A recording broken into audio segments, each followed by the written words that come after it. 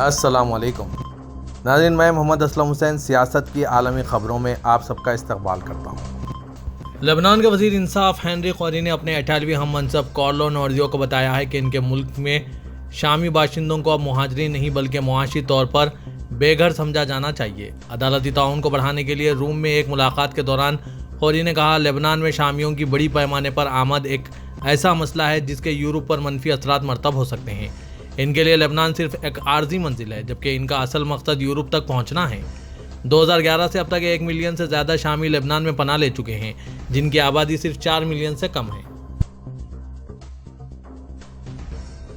امریکی ایوان نمائندگان نے یوکرین کو $300 ملین کی نئی امداد فراہم کرنے کا بل منظور کر لیا ہے۔ ایوان نمائندگان میں وزارت دفاع کے بجٹ سے الگ کر کے ایک نئے بل میں تبدیل کیے گئے یوکرین کو $300 ملین کی نئی امداد فراہم کرنے کے بل پر رائے دہی ہوئی ہے۔ رائے دہی میں بل کو 117 منفی ووٹوں کے مقابلے میں 311 مثبت ووٹوں کے ساتھ منظور کیا گیا۔ خیال رہے کہ پینٹاگون کے 2024 کے بجٹ میں یوکرین کے لیے امداد کو جگہ دیے جانے پر ریپبلکن اور ڈیموکریٹس کے درمیان تناؤ پیدا ہوا۔ سعودی عرب اور چین کے وزرائے ٹرانسپورٹ نے دونوں ممالک کے درمیان تعاون بڑھانے کے لیے ایک معاہدے پر دستخط کیے ہیں۔ عرب نیوز کے مطابق سعودی وزیر ٹرانسپورٹ صالح بن ناصر الجاسر نے دورے چین کے دوران معاہدے پر دستخط کیے۔ معاہدے کا مقصد جدید ٹرانسپورٹ کے طریقوں میں مہارت کا تبادلہ، ریل سڑکوں کو بہتر بنانا، آٹومیٹک گاڑیوں کی پیداوار، شپنگ اور بندرگاہوں کو چلانے کے لیے ہائی ٹیک طریقوں کا استعمال شامل ہے۔ اپنے دورے چین کے دوران سعودی وزیر ٹرانسپورٹ نے بیجنگ میں پائیدار ٹرانسپورٹ کے عالمی فورم میں شرکت کی اور اعلیٰ سرکاری حکام کے علاوہ ٹرانسپورٹ اور لاجسٹک کمپنیوں کے عہدیداروں سے ملاقات کی۔ سعودی وزیر سرمایہ کاری خالد الفلاح نے کہا ہے کہ سعودی عرب میں ہائیڈروجن سے چلنے والی گاڑیوں کی فیکٹریاں قائم کرنے کا اعلان جلد کیا جائے گا۔ الیکٹرک کار لوسیڈ فیکٹری کا افتتاح کنگ عبداللہ اکنامک سٹی میں کر دیا گیا ہے۔ یہ ترقی یافتہ صنعت اور اقتصادی تنوع کے نئے مرحلے کی علامت ہے۔ العربیہ نیٹ کے مطابق الفلاح نے کہا ہے کہ سعودی عرب میں گاڑیوں کی صنعت دیگر صنعتوں پر بھی اثر انداز ہوگی۔ اس کی بدولت مملکت میں افرادی قوت کی استعداد میں بہتری آئے گی۔ ان کا کہنا ہے کہ لوسیڈ کی فیکٹری کے بعد دوسری گاڑیاں بنانے والی فیکٹریاں بھی قائم کی جائیں گی۔ ان میں سیر کمپنی کی فیکٹری بھی شامل ہوگی۔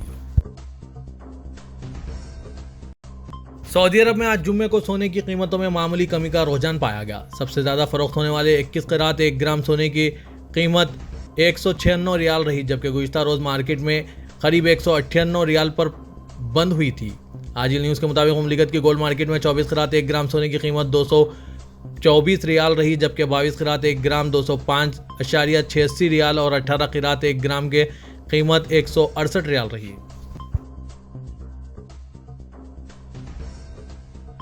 سعودی شہری دفاع کی جانب سے خبردار کیا گیا ہے کہ مملکت کے متعدد علاقوں میں بارش کا سلسلہ منگل تک جاری رہے گا۔ پہاڑی مقامات پر سفر کرنے والے احتیاطی تدابیر پر عمل کریں۔ آج نیوز کے مطابق شہری دفاع کا کہنا ہے کہ مملکت کے متعدد علاقوں میں برسات کا سلسلہ جاری ہے، جس کی وجہ سے پہاڑی نشیبی علاقوں میں سیلابی کیفیت پیدا ہونے کا قوی امکان ہے۔ بارش کے دوران نشیبی علاقوں میں پانی کی گزرگاہیں خطرناک ہو جاتی ہے، جہاں قیام کرنا خود کو خطرے میں ڈالنے کے مترادف ہے۔ شہری دفاع کا مزید کہنا تھا کہ طائف، میسان، عزم کے علاوہ اسیر اور جیزان کے پہاڑی علاقوں میں بارش کے ساتھ تیز ہوا بھی چلے گی، جس کی وجہ سے شاہراہوں پر نگاہ متاثر ہو سکتی ہے۔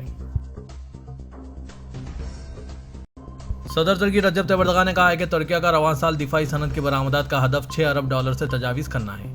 صدر اردوغان نے ازمیر کے چیری ہوائی اڈے پر منعقد aviation, space and technology festival سے خطاب کیا۔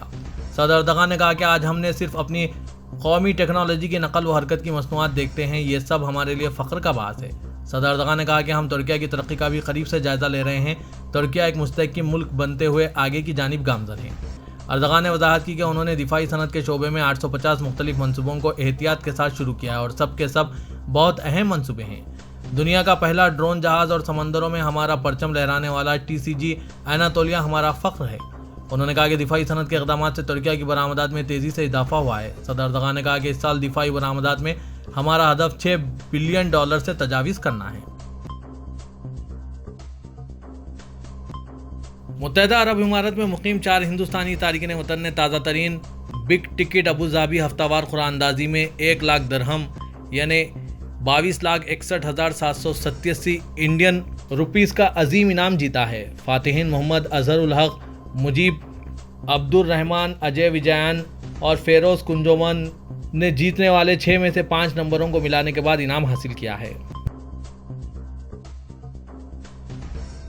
ایمریٹس عربین ہارس سوسائٹی کے بورڈ آف ڈائریکٹرز کے vice chairman Sheikh Zayed bin Hamad Al Nahyan نے Omani equestrian and racing federation کے وفد کا استقبال کیا۔